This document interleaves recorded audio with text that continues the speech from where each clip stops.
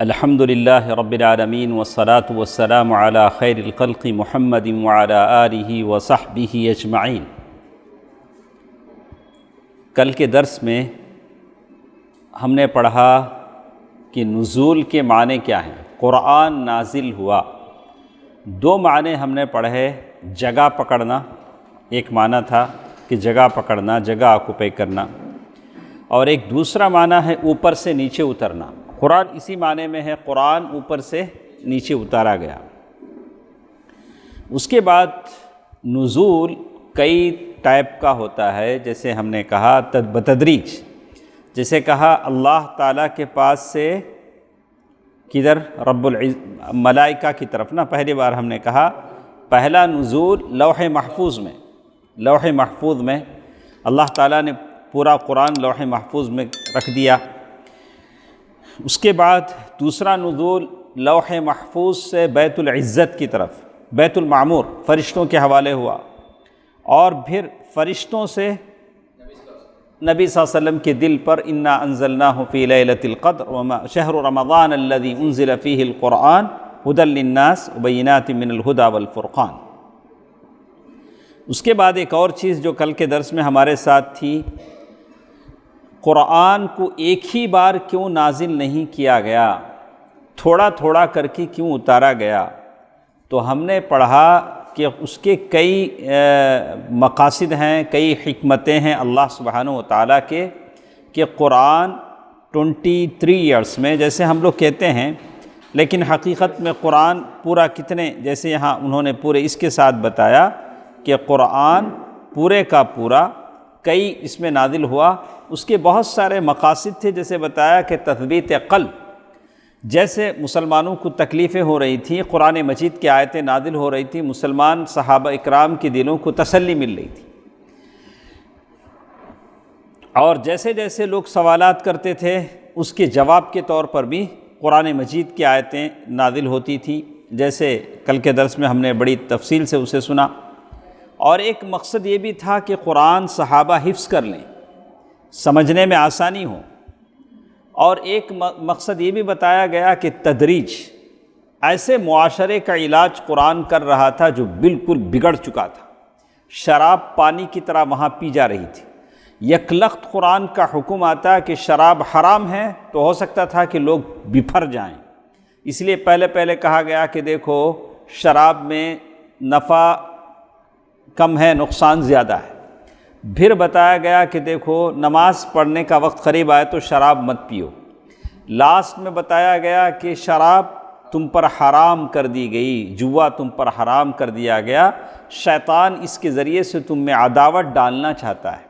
تو تدریج یہ ایک اسلوب اپنایا گیا۔ اس کے بعد ایک اور چیز ہمارے ساتھ تھی، آیات جو قرآن مجید کی آیات جو نازل ہوتے ہیں اس کا سبب نزول بھی ہوتا ہے، یہ آیت کیوں نازل ہوئی، ایک ریزن ہوتا ہے۔ اسباب نزول القرآن، اسباب آیت، بہت ساری کتابیں علماء نے لکھی کہ کون سی آیت کس سبب سے نازل ہوئی، تو ایسے بہت ساری چیزیں لکھی گئی، لیکن ایسا بھی ہو سکتا ہے کہ ایک آیت کے کئی اسباب بھی ہو سکتے ہیں، ایک ہی آیت کئی اسباب کی وجہ سے بھی نازل ہو سکتی ہے۔ نزول قرآن، نزول کے اعتبار سے، نازل ہونے کے اعتبار سے قرآن کریم کی آیات دو قسموں پر مشتمل ہے۔ نمبر ایک، قرآن مجید کی وہ آیات جو کسی خاص یا واقعے کی وجہ سے نازل ہوئی ہو، واقعہ افک ہوا، ام المؤمنین عائشہ رضی اللہ تعالی عنہا پر بہتان لگا، اس کے تعلق سے سورہ نور میں قرآن مجید کی آیتیں نازل ہوئیں کہ نہیں، ام المؤمنین عائشہ رضی اللہ تعالی عنہا عفیفہ ہیں، طاہرہ ہیں، اور یہ الزام غلط ہے، جن لوگوں نے الزام لگایا ان کو کوڑے مارے جائیں۔ ایک واقعے کی وجہ سے قرآن مجید کی آیت نازل ہوئی۔ اسی طرح آیت لعان، آیت لعان میں کیا ہوتا ہے؟ آیت لعان، وائف اور ہسبینڈ دونوں ایک دوسرے پر الزام لگاتے ہیں، یعنی ہسبینڈ کہتا ہے کہ اس نے اپنی بیوی کو غلط کام کرتے ہوئے دیکھا۔ اب اس کی بیوی کہتی ہے کہ نہیں، میرا شوہر مجھ پر الزام لگاتا ہے، میں نے ایسا کام نہیں کیا، اور دیکھنے والا بھی کوئی ہے نہیں۔ تو ایسی صورت میں دونوں کے درمیان ملاعنہ کر دیا جاتا ہے۔ شوہر کہتا ہے کہ میں صحیح کہہ رہا ہوں، اگر میں غلط کہہ رہا ہوں تو اللہ کی لعنت اور اللہ کا غصہ مجھ پر ہو۔ پھر اس کے بعد دونوں میں جدائی کر دی جاتی ہے۔ دونوں میں کیا کر دیا جاتا ہے؟ جدائی کر دی جاتی ہے، معاملہ اللہ کے حوالے کر دیا جاتا ہے، دونوں میں جدائی کر دی جاتی ہے۔ تو یہ واقعے پر بھی آیات کیا ہوئی؟ نازل ہوئی۔ پہلے قرآن مجید کی وہ آیات جو ایک خاص سبب یا واقعے سے جڑی ہوئی ہوں، اور قرآن مجید نمبر 2، قرآن مجید کی وہ آیات جو کسی سوال یا واقعے سے جڑی ہوئی نہیں ہیں۔ اللہ تعالیٰ نے ایسے ہی، جیسے صحابہ کرام نے سوال کیا یسألونک عن الأہلہ، صحابہ کرام نے سوال کیا کہ یہ چاند ہم کو دکھتا کیوں ہے، باریک رہتا ہے پھر بڑا ہو جاتا ہے، ایسا کیوں ہوتا ہے؟ تو اللہ تعالیٰ نے اس کا جواب دیا قل ہی مواقیت، یہ تمہارے ٹائمنگ جاننے کے واسطے ہے۔ اللہ تعالیٰ نے اس کا جواب دیا۔ تو آیات نزول کے اعتبار سے 2 ٹائپ کے ہوتے ہیں، ایک جو کسی خاص ریزن یا انسیڈنٹ سے جڑے ہوئے ہوں، جیسے واقع عفق ہے، واقع لعان ہے وغیرہ۔ دوسرے وہ آیات جو کسی خاص ریزن یا واقعے سے جڑے ہوئے نہیں ہیں، بس اللہ تعالیٰ نے انسانوں کے رشد و ہدایت کے لیے نازل فرما دیے۔ اب سمجھ میں آیا؟ قرآن میں جتنے بھی آیات ہیں وہ 2 ٹائپ کے ہیں، میں نے آپ کے سامنے رکھ دیا۔ اس کے بعد آیات جو نازل ہوئے ہیں اس کے کئی ریزنز ہو سکتے ہیں۔ پہلے ہم نے کہا کہ کچھ آیات ریزن کی وجہ سے نازل ہوتے ہیں، تو کیا کیا ریزن ہیں قرآن کی آیات جو نازل ہوئی ہیں؟ تو نمبر 1 یہ الگ، پھر صحابہ کرام کا کسی بات میں اختلاف ہو گیا، اللہ تعالیٰ نے آیت نازل کر دی، بتایا کہ یہ صحیح ہے۔ صحابہ کرام کے اختلاف کی وجہ سے آیت کیا ہوئی؟ نازل ہوئی، اس کا حل بتلا دیا گیا۔ جیسے یہودی جو مدینے کے تھے، ان کی پالیسی کیا تھی معلوم؟ لوگا لڑنا، غریب ہو جانا، شراب پی کے بیمار ہو جانا، ہمارے پاس وڈی کو پیسے لے جانا۔ آج ایک قوم کی پالیسی ہے نہیں، آج ایک قوم ہمارے پاس ہے، وہ اگر ان کے پاس لوگ اگر وڈی لینا چھوڑ دیں تو یہ لوگ بھوکے مر جائیں گے۔ محلوں جیسے بڑے بڑے گھر بنانا تو دور کی بات، یہ لوگ بھوکے مر جائیں گے اگر یہاں کے اصلی باشندے ان کے پاس وڈی لینا چھوڑ دیں۔ ان لوگوں کی پالیسی کیا؟ ہمارے پاس وڈی لیتے رہنا، شراب پیتے رہنا اور بیمار ہوتے رہنا اور کیا کرتے رہنا۔ ویسے ہی پالیسی وہ زمانے میں یہودیوں کی تھی۔ مدینے میں اوس اور خزرج دونوں کو لڑاتے تھے، لڑانے کی وجہ سے ان کا ویپنس ہتھیار بکتا تھا، ہتھیار خریدنے کے لیے لوگ خرچنے کے لیے ان کے پاس جاتے تھے، یہودیوں کے پاس۔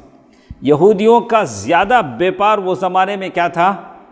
وڈی، مدینے میں وڈی دیتے تھے، اور وہ لوگوں کی کوشش تھی کہ کیسے بھی اوس اور خزرج لڑیں۔ اسلام نے آنے کے بعد ان کو بھائی بھائی بنا دیا تھا۔ تو کہتے ہیں تو اللہ تعالیٰ نے اس پر قرآن مجید کی آیت نازل کر دی، یا ایھا الذین آمنوا ان تطیعوا فریقا من الذین اوتوا الکتاب یردوکم بعد ایمانکم کافرین۔ اے ایمان والو، اگر تم یہودیوں کے ایک گروہ کی پیروی کرو گے تو وہ تمہیں ایمان لانے کے بعد کفر کی طرف پلٹا دیں گے۔ اللہ تعالیٰ نے آیت نازل کر کے بتا دیا کہ دیکھو یہودیوں کی بات نہیں ماننا، یہ تم کو کیا کریں گے۔ مجھے افسوس ہوتا آج ہم لوگ دیکھتے یہ سڑکوں کے کنارے سسکتے لوگ، شرابی لوگ، دبلے پتلے، بیمار، غریب، غربت، افلاس۔ اس افلاس میں کس نے ان کو پھنسایا؟ شراب نے اور سود نے، جو لوگ ان کے پاس لیے ہیں، سسک رہے ہیں، موت کا انتظار کر رہے ہیں۔ ایسی کمیونٹی کے لوگوں کو ہم کیا نہیں کر سکتے ہیں؟ ان کو اچھا نہیں کر سکتے ہیں، ان کو بتا سکتے ہیں کہ تمہاری فلاح، تمہاری کامیابی کس میں ہے، یہ ہمارا کام ہونا چاہیے، بھلے کوئی بھی ہو. ہمیں نہیں دیکھیں گے کہ وہ کافر ہے، فاسق ہے، فاجر ہے، مشرک ہے، نہیں، انسان ہے. وہ انسان ہے جو سسک رہا ہے، تڑپ رہا ہے، اس کے ایشوز ہیں، ہیلتھ ایشوز ہیں، اس کے اکنامیکل ایشوز ہیں، اور اس کے بچے ہیں، وہ بھوک سے مر رہا ہے. اسے سنبھالنے اور اسے اپنے ہاتھوں میں لینے کی ذمہ داری کس کی ہے؟ بحیثیت مسلمان آپ کی اور میری ہے. اس لیے کہ وہ اس ملک کا ایک فرد ہے، وہ اس ملک کا ایک باشندہ ہے جس کی فضاؤں میں ہم سانس لیتے ہیں.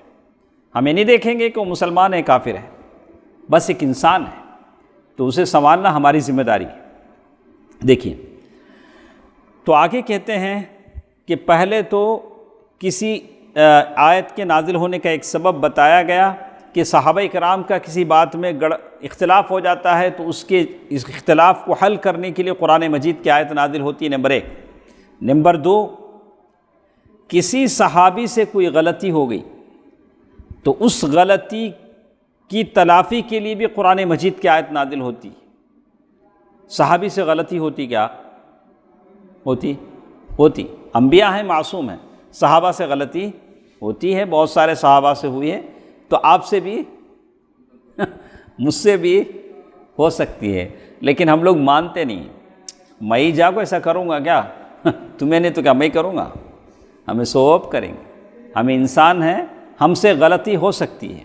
اگر کوئی ہماری غلطی بتاتا ہے تو ہم اس غلطی کو ایکسیپٹ کریں، بولیں کہ ہاں میں انسان ہوں، بحیثیت بشر مجھ سے خطا ہو سکتی ہے. تو ایک صحابی رسول تھے ولید بن عقبہ. تو ان کو اللہ کے نبی صلی اللہ علیہ وسلم نے ایک قبیلے والوں کے پاس زکوٰۃ لانے کے لیے بھیجا تھا. تو یہ صحابی گئے زکوٰۃ لینے کے لیے. تو وہ قبیلے کا ایک اسٹائل تھا، ہر قبیلے کا ایک اسٹائل ہوتا ہے. تو وہ قبیلے کا بھی ایک اسٹائل تھا.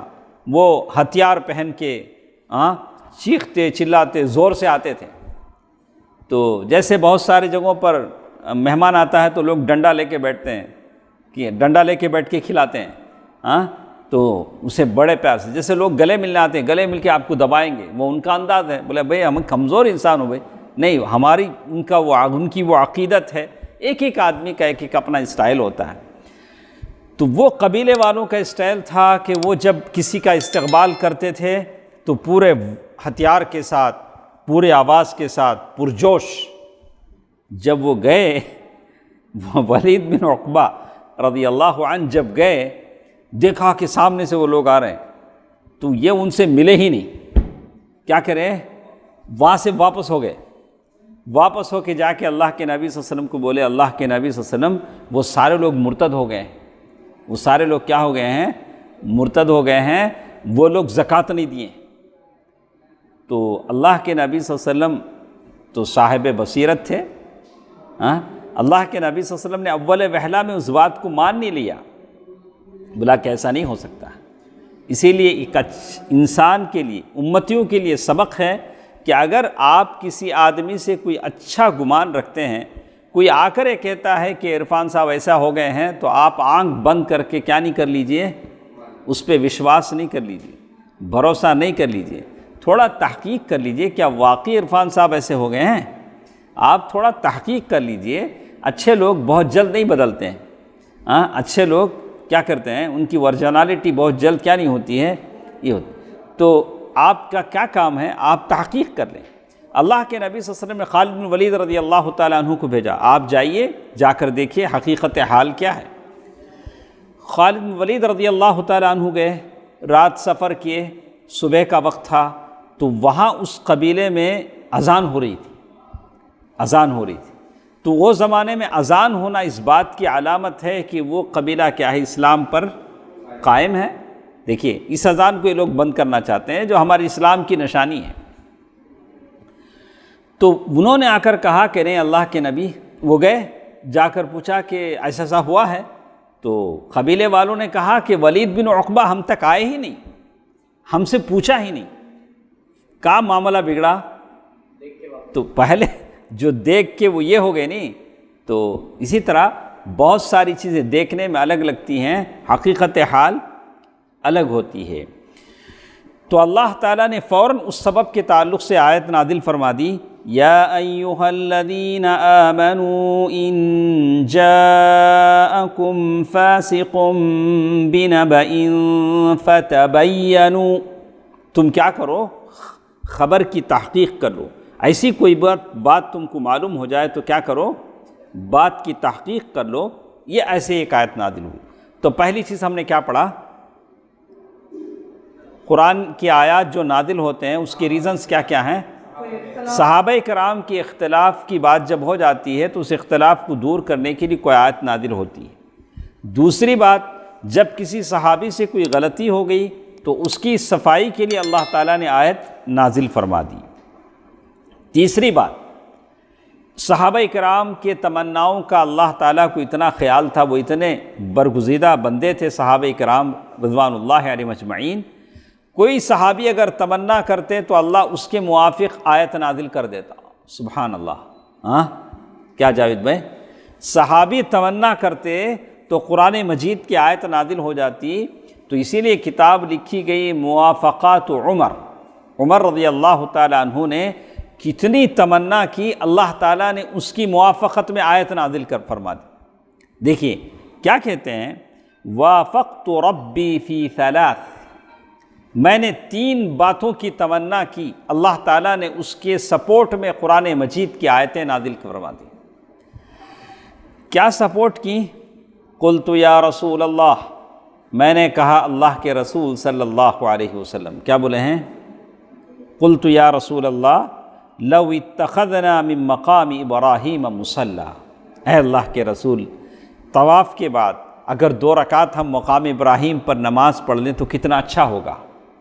تو اللہ تعالیٰ نے فوراً قرآن مجید کی آیت نازل کر دی، وَاتَّخِذُوا مِن مَّقَامِ إِبْرَاهِيمَ مُصَلًّى، مقام ابراہیم پر کیا کرو تم، 2 رکعت نماز پڑھو۔ اسی طرح اللہ کے عمر رضی اللہ تعالیٰ عنہ نے یہ بھی تمنا کی تھی کہ اللہ کے نبی صلی اللہ علیہ وسلم کی جو بیویاں ہیں امہات المؤمنین وہ بالکل پردہ کریں۔ اس کے تعلق سے بھی قرآن مجید کی آیتیں نازل ہو گئیں۔ تو کہتے ہیں اس میں سے ایک کا انہوں نے ذکر کیا کہ یہ جب تمنا کرتے تھے تو قرآن مجید کی آیتیں کیا ہو جاتی تھیں، نازل ہو جاتی تھیں۔ اسی طرح ایک اور بات، جس مقصد کے لیے آیت نازل ہوئی ہے اس کی حکمت کی تعین ہو جاتی ہے۔ آیت کیوں نازل ہوئی ہے، اس میں کیا حکمت ہے، وہ بتانے کے لیے مثلا اللہ تعالیٰ نے قرآن مجید کی ایک آیت جو ہم پڑھ چکے ہیں، یا ایھا الذین آمنوا لا تقربوا الصلاۃ وانتم سکارى، اے ایمان والو جب تم نشے کی حالت میں ہو تو شراب نہ پیو۔ ایک قرآن مجید کی آیت، نشے کی حالت میں ہو تو نماز کے قریب مت جاؤ، نشے کی حالت میں، سبحان اللہ، نشے کی حالت میں ہو تو کیا نہیں کرو، نماز کے قریب نہ جاؤ۔ ایک بات آ گئی تو ایک وہم یہ پیدا ہو سکتا ہے کہ شراب جب حرام ہے تو ایسا کیوں کہا گیا کہ نشے کی حالت میں ہو تو نماز کے قریب نہ جاؤ؟ اچھا، اس کا مطلب یہ ہوا کہ نماز کے قریب نہ جانا ہے تو شراب پی سکتے نہ؟ مطلب شفیق بھائی اس کا الٹا مطلب کیا ہوگا؟ تو یہ وہم پیدا ہو سکتا ہے کہ جب شراب حرام ہے تو ایسا کیوں کہا گیا کہ لا تقربوا الصلاۃ وانتم سکارى، نشے کی حالت میں نماز کے قریب مت جاؤ؟ تو یہ وہم ہو سکتا ہے۔ تو یہ شروع کی بات تھی۔ تو اللہ تبارک و تعالیٰ بعض جب کیا کرتے ہیں، اشکال کو جو ڈاؤٹ آتا ہے اسے رفع کرتے ہیں، آیت کے سبب کو سمجھنے میں مدد ملتی ہے۔ جیسے اللہ تعالیٰ نے قرآن مجید کی ایک آیت میں کہا، وَلِلَّهِ الْمَشْرِقُ وَالْمَغْرِبُ فَأَيْنَمَا تُوَلُّوا فَثَمَّ وَجْهُ اللَّهِ، مشرق اور مغرب کی سمتیں اللہ کے لیے ہیں، تم جس طرف بھی چہرہ کرو اس طرف اس کی ذات ہے۔ اگر اس آیت کا شان نزول، کیوں یہ آیت نازل ہوئی، اگر ذہن میں نہ ہو تو ظاہر میں یہ معلوم ہوتا ہے کہ نماز میں کس طرف بھی رخ کر کے نماز پڑھ سکتے ہیں، ایسے ہی نا؟ اگر اس آیت کا بیک گراؤنڈ آپ کو نہیں معلوم ہے تو اللہ یہ آیت بولتی ہے کدھر بھی پھر کو تمہیں نماز پڑھ لو، قبلے کی طرف پھرنا ضرورت نہیں۔ حالانکہ قبلے کی طرف منہ کرنا فرض ہے، نماز نہیں ہوتی۔ قبلے کی طرف رخ کرنا، آپ کو معلوم ہے کہ قبلہ ادھر ہے، نہیں معلوم ہے بات الگ ہے، بات الگ ہے۔ تو اس آیت کے شان نزول سے یہ معلوم ہوا کہ تحویل قبلہ کے وقت جب یہودیوں نے اعتراض کیا تو اس کے جواب میں آیت نازل ہوئی۔ آپ کے مائنڈ میں رہنا کہ یہ آیت، اس کا بیک گراؤنڈ یہ ہے کہ یہودیوں کے اعتراض پر یہ آیت نازل ہوئی۔ ویسے قبلے کی طرف رخ کر کے نماز پڑھنا کیا ہے؟ فرض ہے۔ تو اسی طرح بہت ساری باتوں کا انہوں نے ذکر کیا ہے۔ اسی طرح ایک اور چیز ہے، ایک بات ہے جیسے سورہ عبس ہے، عبس وتولی ان جاءہ الاعمی، تو یہ آیت اگر آپ سنیں گے تو کیا سمجھیں گے؟ کسی بھی آدمی کے تعلق سے آیت نازل ہوئی کہ اندھے آدمی آئے اس لیے انہوں نے منہ بنا لیا، سارے لوگ بیٹھے ہیں، اتنے میں کون کہ ایک اندھے آدمی آئے تو انہوں نے منہ بنا لیا، ایسا معلوم ہوتا۔ لیکن یہ آیت کس کے تعلق سے نازل ہوئی؟ عبس سے مراد اللہ کے نبی صلی اللہ علیہ وسلم ہیں، ان جاءہ الاعمی، اعمی سے مراد عبداللہ ابن ام مکتوم ہے، تو یہ خاص ہے، تو لیکن ہر عام آدمی کے لیے آیت نہیں ہے۔ تو اس طرح آیات کا سبب نزول الگ الگ ہے، کئی آیتیں اس کی ہو سکتی ہیں۔ تو اسی طرح ایک اور چیز جس میں آپ بات بتائی گئی کہ ایک آیت کے متعدد شان نزول ہونے کی وجہ، ایک آیت کئی سبب سے نازل ہوتی یہ ہے کہ صحابہ کرام اور تابعین کسی آیت کو کسی خاص واقعے سے جوڑتے نہیں تھے، بلکہ جس واقعے کے سوال پر وہ آیت صادق آتی تھی اس پر وہ کہتے تھے نزلت فی کذا، یہ آیت فلاں تعلق سے نازل ہوئی کا لفظ استعمال کرتے تھے۔ تو قرآن مجید کی آیتیں مختلف انسیڈنٹ، مختلف واقعات کی وجہ سے نازل ہوئیں، کسی خاص واقعے سے نہیں جوڑا جا سکتا ہے۔ اسی طرح ایک اور سوال ہمارے پاس ہے، سب سے پہلے اور آخر میں کون سی آیت نازل ہوئی؟ عرفان بھائی، تو عام طور سے ہم بچے سے بھی پوچھیں گے تو ہمارے حضرت بتائیں گے سب سے پہلے قرآن مجید کی آیت اقرأ بسم ربک الذی خلق، یہ آیت نازل ہوئی۔ سب سے آخر میں کون سی آیت نازل ہوئی؟ واتقوا یوما ترجعون الی اللہ، یہ آیت نازل ہوئی۔ تو عام طور سے ہم یہی سنتے ہیں، پڑھتے ہیں، سارے لوگوں کو معلوم ہے کہ یہی آیتیں ہمارے ساتھ ہیں۔ تو کہتے ہیں یہ اس کا جو تعلق، اس کا جو جواب ہے کامن، ہم لوگ یہ جواب تو آپ دے سکتے ہیں، لیکن زیادہ آپ اب سوچیں گے تو اس کا تعلق نقل اور توقیف سے ہے۔ نقل کے معنی جتنا ہم کو معلوم ہے اتنا ہی بولنا، توقیف کے معنی اسٹاپ، کیا بھی منہ کو ایسر کا بولو نہیں، صحیح بات کیا ہے اتنا ہی بولو۔ تو سب سے پہلے اور آخر میں نازل ہونے والی آیت کی دو صورتیں ہو سکتی ہیں، تو کیسا آپ تعین کریں گے؟ قرآن مجید کی کئی آیتیں ہیں، معاملات کی الگ آیت، عبادات کی الگ آیت، اوامر الگ، نواہی الگ، تو آپ جب بولیں گے کہ عبادات میں یہ آخری آیت نازل ہوئی، معاملات میں یہ آخری آیت نازل ہوئی، اب سمجھ میں آ جائے گا۔ مطلق بولنے کے بجائے آپ کیا بولیں گے؟ نواہی میں قرآن جن باتوں سے منع کرتا ہے اس میں یہ آیت آخر نازل ہوئی، تو الگ الگ جواب ہیں۔ کامن طور سے ہم کیا بولتے ہیں؟ واتقوا یوما ترجعون الی اللہ، یہ سب سے آخر نازل ہوئی، لیکن ڈیپ جائیں گے تو بہت ساری باتیں ہمارے ساتھ آئیں گی۔ تو کہتے ہیں سب سے پہلے اللہ کے نبی صلی اللہ علیہ وسلم غار حرا میں تھے، تو حضرت جبریل علیہ السلام سورۃ العلق کی ابتدائی آیتیں لے کر آئے، اقرأ بسم ربک الذی خلق۔ تو حضرت جابر رضی اللہ تعالیٰ عنہ کہتے ہیں کہ سب سے پہلے سورۃ المدثر نازل ہوئی۔ کون سی؟ سورۃ المدثر، یا ایھا المدثر، اے اوڑھ کر سونے والے، قم، اٹھ کر کھڑے ہو جائیے، فانذر، لوگوں کو ڈرائیے، اپنے رب کی بڑائی بیان کیجئے۔ تو ہم نے الرحیق المختوم میں پڑھا، اللہ کے نبی صلی اللہ علیہ وسلم جب کھڑے ہوئے تو زندگی بھر کھڑے ہی رہے، دعوت کے اس راہ میں لگے رہے یہاں تک کہ مرگ بستر پر پہنچے، آپ کی اس میں کوئی کمزوری نہیں آئی۔ وَرَبَّكَ فَكَبِّرْ وَثِيَابَكَ فَطَهِّرْ وَالرُّجْزَ فَاهْجُرْ، تو کہتے ہیں جابر رضی اللہ تعالیٰ عنہ کہتے ہیں کہ سورہ مدثر، تو اس میں آپ یہ کہیں گے کیسے آپ یہ دونوں کے بیچ میں جوڑیں گے کہ سورۃ العلق پہلے نازل ہوئی کہ سورہ مدثر پہلے نازل ہوئی؟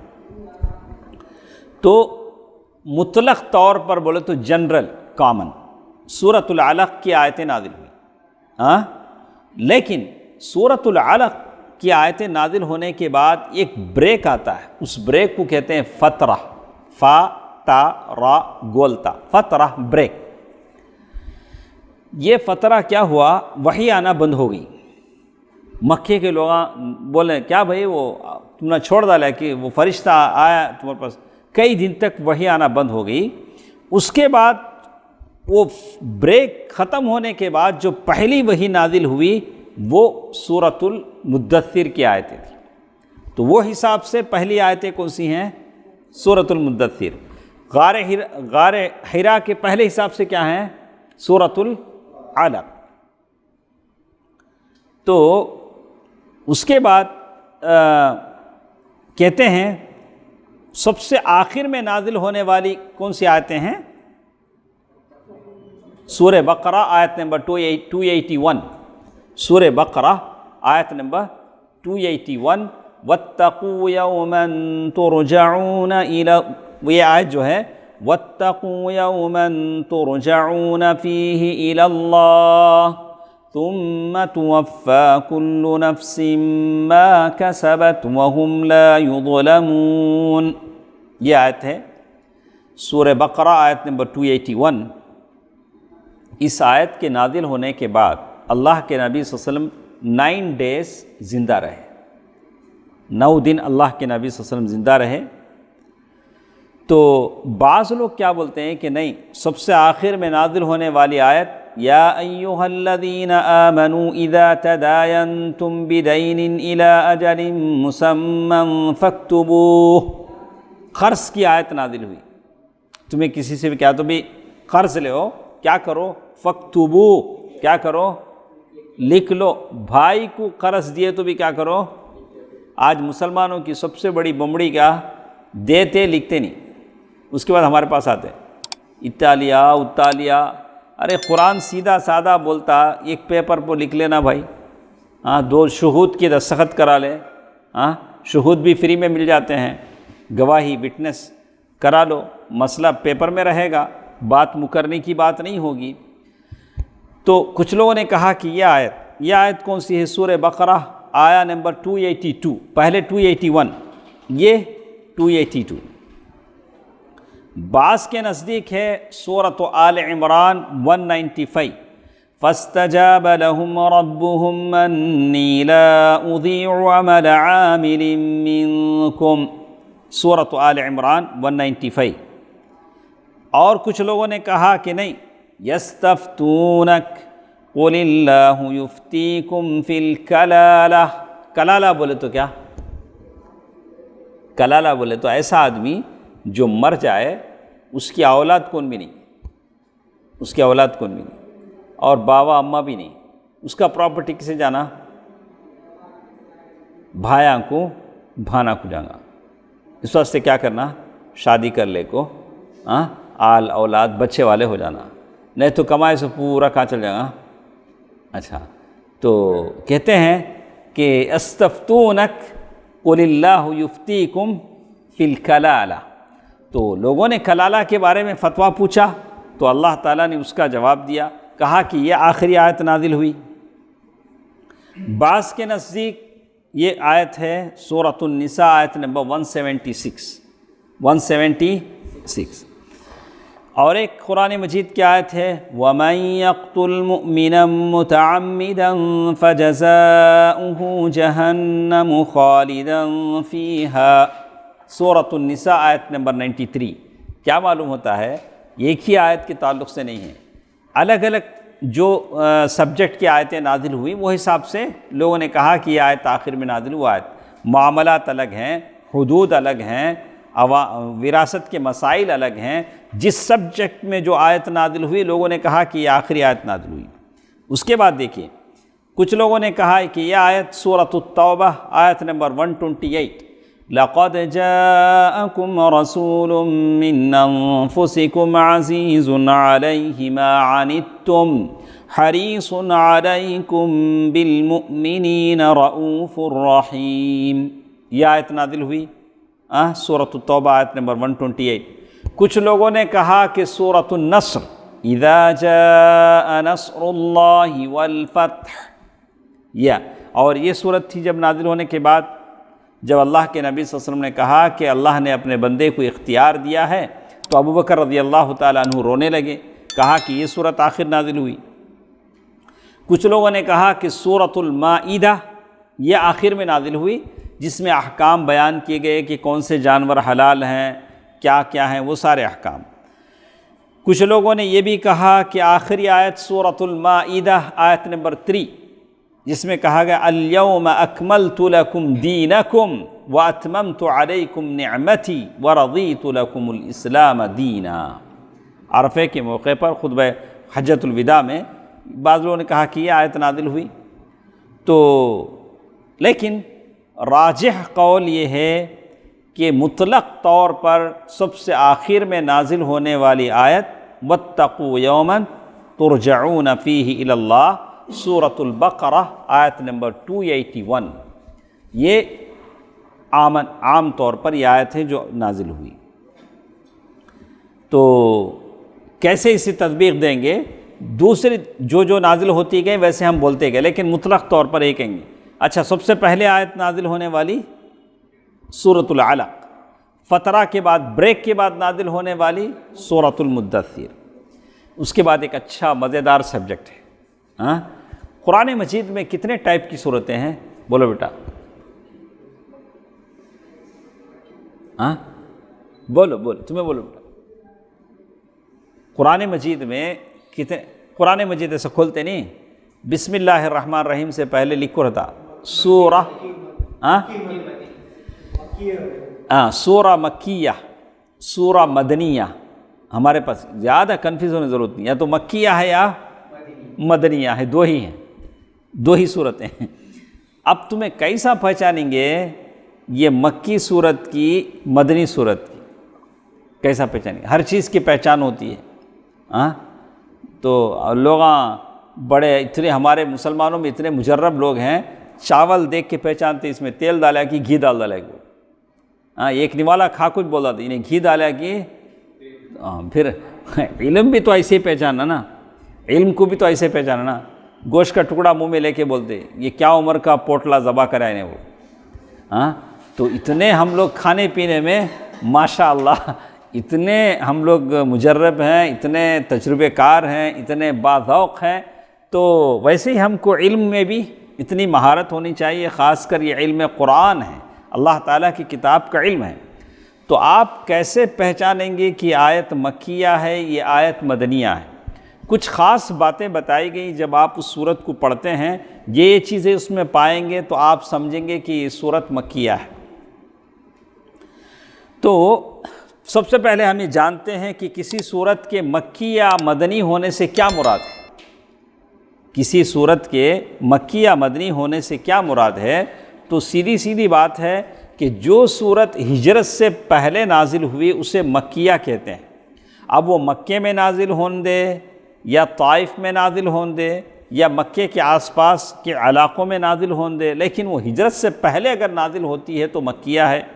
سیم از ہجرت کے بعد کوئی صورت نازل ہوتی ہے تو وہ مدنیہ ہے, چاہے وہ مدنی میں نازل ہون دے یا آس پاس اللہ کے نبی صلی اللہ علیہ وسلم کبھی جنگوں میں گئے تھے یا یہود کے قبائل بنو نذیر اور خیبر کی طرف گئے تھے, کہیں بھی نازل ہون دے ہم اسے کیا کہتے ہیں؟ مدنیہ. تو ان دونوں صورتوں کی کوئی علامات ہیں جس کو دیکھ کے آپ پہچان سکتے ہیں کہ یہ صورت مکیہ ہے مدنیہ ہے. ہر وہ صورت نمبر 1 آپ لکھتے جائیے جتنا آپ لکھ سکیں, یا کاپی میں لکھیے یا مائنڈ میں لکھیے, لیکن لکھیے قید العلم بالکتابہ. ہر وہ صورت جس میں سجدہ ہے, سجدہ بولے تو اللہم, لک اللہم لک اسلم وبک آمن ولک سجد، یا اللہ میں نے تیرے لیے سجدہ کیا۔ جس صورت میں سجدہ تلاوت ہے، جہاں آتے ڈائریکٹ امام صاحب سجدے میں چلے آتے نہیں نماز میں، وہ مکی صورت ہے۔ وہ کیا ہے؟ مکی صورت۔ آپ قرآن میں کتنے سجدے ہیں؟ 16 15 16 20 ایک سجدے کے در تھوڑا اختلاف ہے، ویسے ہم لوگ کتنے سجدے مانتے ہیں؟ 14 سجدے۔ تو یہ جو سجدے ہیں، جس صورت میں بھی سجدہ ہے وہ صورت کون سی ہے؟ مکی ہے۔ اسی طرح ہر وہ صورت جس میں لفظ کلا کے ساتھ کلام کیا گیا ہو وہ مکی ہے۔ کلا کا سیدھا سادہ معنی نیوا، کلا سیعلمون ثم کلا سیعلمون، کلا بل لا تکرمون الیتیم، ایسی جہاں جہاں بھی صورتیں ہیں، لیکن یہ اس کے ساتھ اگر کلام وہ بھی کیا ہے؟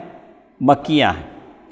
اور ایک چیز میں بتایا گیا، جس صورت کے شروع میں جس میں یا ایھا الناس بولا گیا ہو، سوائے سورہ بقرہ کے، سوائے اور سورہ حج کے، یہ دونوں صورتیں چھوڑ کے جو بھی صورت میں یا ایھا الناس کہا گیا ہو وہ مکیاں ہیں۔ سورۃ الحج، یا ایھا الناس اتقوا ربکم ان زلزلۃ الساعۃ شیء عظیم یوم ترونها تذہل کل مرضعۃ عما ارضعت وتضع کل ذات حمل حملها۔ سورۃ بقرہ، سورۃ آل عمران، یہ دو صورتوں کے علاوہ جتنی صورتیں یا ایھا الناس سے شروع ہوتی ہیں وہ کیا ہیں؟ مکیاں ہیں۔ کتنے بولے اب تک؟ نہیں، سورۃ البقرہ اور سورۃ الحج، اب تک 3 بولے۔ جس میں سجدہ ہے وہ مکیہ ہے، جس میں کلا کے لفظ سے شروع ہوا وہ مکیہ ہے، اور اسی طرح یا ایھا الناس۔ اسی طرح ہر وہ صورت جو حروف مقطعات سے شروع ہوتی، کٹنگ لیٹرز، جیسے حامیم، الف لام میم، سوائے 2 صورتوں کو اس سے الگ کرنا پڑے گا، سورۃ البقرہ، سورۃ آل عمران، یہ دونوں کو الگ کر کے باقی جتنے حروف مقطعات سے شروع ہوتی ہیں وہ سب مکیہ ہیں۔ قاف، یاسین، طاسین، یہ سب کیا ہیں؟ لیکن 2 صورتوں کو اس میں سے کیا کرنا پڑے گا؟ الف لام میم، اسے الگ کرنا پڑے گا۔ اس کے بعد ہر وہ صورت جس میں پہلے انبیاء اور امتوں کا ذکر ہے وہ مکیہ ہیں، سوائے سورہ بقرہ کے، بقرہ کو الگ کر کے، جس میں بھی جیسے اقترب للناس حسابهم وهم فی غفلۃ معرضون، سورۃ المؤمنون ہے۔ ایسے بہت ساری صورتیں ہیں جس میں سابقہ انبیاء کا ذکر ہے، وَاذْكُرْ فِي الْكِتَابِ مریم، ایسے مریم علیہ السلام کا ذکر ہے، اور بہت سارے انبیاء کا ذکر ہے، موسیٰ علیہ السلام کا ذکر ہے۔ تو یہ ساری صورتیں مکیہ ہیں سوائے سورہ بقرہ کے۔ اس کے بعد جس صورت میں بڑے آدمی کا ذکر ہے، کون انہیں؟ ابلیس ملعون، کون انہیں؟ ابلیس ملعون، وہ مکیہ ہے سوائے سورہ بقرہ کے۔ بعض صورتوں میں اللہ تعالیٰ نے اس کا ذکر کیا۔ اللہ تعالیٰ نے جب سجدے کا حکم دیا تو اس نے سجدے کا انکار کیا۔ قال انا خیر من خلقتنی من نار وخلقتہ من طین، اللہ کیسا ہوتا میں آدم کو سجدہ کروں؟ ایسا نہیں ہو سکتا، میں اس سے بیٹر ہوں، تو نے مجھے آگ سے پیدا کیا، اس کو تو نے مٹی سے پیدا کیا، میں کیسا اس کو سجدہ کرنا؟ کیا لاجک سوچا؟ تو کہتے ہیں کہ یہ سارے کے سارے کیا ہیں؟ مکی صورتیں ہیں جس میں ابلیس ملعون کا ذکر ہے سوائے سورہ بقرہ کے۔ اسی طرح جس صورت میں توحید، رسالت، حشر، نشر، قیامت اور جنت اور جہنم کا ذکر ہو، اور مشرکین کے ساتھ دلائل قطعیہ سے بات کی گئی ہو، تو عموماً وہ مکیہ ہوں گی۔ وہ سب کیا ہوں گی؟ اس لیے کہ اللہ کے نبی صلی اللہ علیہ وسلم جب تک مکے میں تھے توحید ہی کی بات کرتے رہے۔ یا ایھا الناس قولوا لا الہ الا اللہ تفلحون تملک العرب والعجم، اللہ کے نبی صلی اللہ علیہ وسلم صرف توحید کی بات کرتے رہے تو مکی ہی ہوں گی۔ اس کے بعد ہر وہ صورت جس میں بنیادی و عمومی فضائل و اخلاق کا ذکر ہو، اخلاق کی باتیں بتائی گئی ہوں، اور مشرکین جو جرائم کرتے تھے، کرائم کرتے تھے، اس کا رد کیا گیا۔ جیسے مشرکین خون بہاتے تھے، سفک الدماء، یتیم کا مال کھاتے تھے، بیٹی کو زندہ دفن کر دیتے تھے، تو ایسی ساری صورتیں مکی کی ہوں گی، اس لیے کہ مکے میں سارے کام ہوتے تھے۔ بیٹیوں کو زندہ دفن کیا جاتا تھا، یتیم کا مال کھایا جاتا تھا، اور خون بہایا جاتا تھا، وہاں خون کی کوئی قیمت نہیں تھی۔ یہ ساری مکیہ ہوں گی۔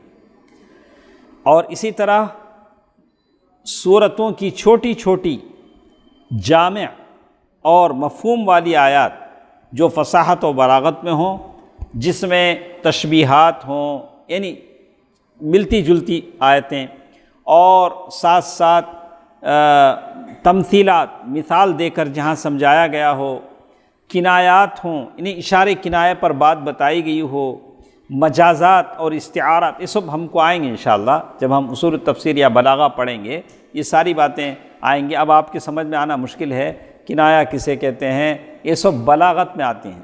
آپ عربی زبان کی کتاب جب بلاغت پڑھیں گے تو جیسے آپ کی انگریزی میں لٹریچر ہے، اس کا آپ ایم اے بی اے کرتے ہیں اس انگلش لٹریچر میں، ویسے ہی عربی میں کیا ہے، نحو ہے، صرف ہے، بلاغہ ہے، یہ سارے الگ الگ سبجیکٹ ہیں۔ تو کہتے ہیں تو یہ ساری صورتیں مکیہ ہیں۔ تو یہ تو رہی بات مکی صورتوں کی۔ ہمارے ساتھ ایک اور چیز بھی ہے، مدنی صورتوں کو آپ کیسے پہچانیں گے؟ تھوڑا ہے، اس کو ختم کر لیتے ہیں۔ تو اس کی بھی کچھ خصوصیات ہیں۔ دیکھیے یہ آسان ہے، مدنی صورتوں کو پہچاننا آسان ہے۔ جس صورت میں کسی اسلامی فریضے کا ذکر ہے وہ مدنی صورت ہے۔ آپ کو روزے کے بارے میں بتایا گیا تو مدنی صورت ہے۔ آپ کو نماز کے احکام بتائے گئے کہ نماز اتنے وقت پر پڑھیے، ایسا پڑھیے، وہ مدنی صورت ہے۔ زکوٰۃ کے احکام بتا دیے گئے تو آپ کو جان لینا چاہیے کہ وہ مدنی صورت ہے۔ جس صورت میں منافقوں کا ذکر ہے وہ مدنی ہوگا، اس لیے کہ منافق مکے میں نہیں تھے، یہ کہاں پیدا ہوئے؟ مدینے میں پیدا ہوئے۔ تو جس صورت میں منافقوں کا، سورہ بقرہ میں اٹھاتے کیا ہے؟ یخادعون اللہ وہو خادعہم، منافقوں کا ذکر ہے تو وہ مدنی ہے۔ سوائے سورۃ العنکبوت کے، وہ مکیہ ہے۔ جس صورت میں اہل کتاب کے ساتھ مجادلہ کیا گیا ہو، بات چیت کی گئی ہو، آرگومنٹ کی گئی ہو، وہ بھی مدنی ہوگی، جیوس کے ساتھ یا نصارہ کے ساتھ، کرسچن کے ساتھ۔ اسی طرح ہر وہ صورت جو اسٹارٹ ہوتی ہے یا ایھا الذین آمنوا، وہ بھی مدنیہ ہے۔ یا ایھا الناس سے شروع ہوئی تو مکیہ ہے، سوائے سورہ بقرہ کے۔ یا ایھا الذین آمنوا اس سے اگر شروع ہوتی ہے تو کیا ہے؟ وہ مدینے کی ہے۔ اسی طرح جس صورت میں عبادات، معاملات، حدود و میراث، جہاد و قتال، جنگ و جدال یا صلح کے احکامات اور خاندانی اور اجتماعی قوانین، یعنی فیملی کے جو قوانین ہیں، خلا ہے، طلاق ہے، یہ لعان ہے، یہ ساری چیزیں جس میں آتی ہیں وہ بھی مدنیہ ہیں۔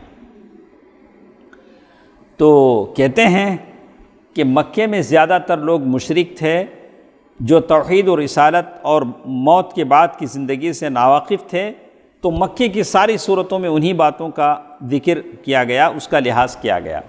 تو الحمدللہ یہاں تک یہ ہماری بات ختم ہے۔ تو انشاءاللہ نیکسٹ ویک کب ہے کلاس ہماری؟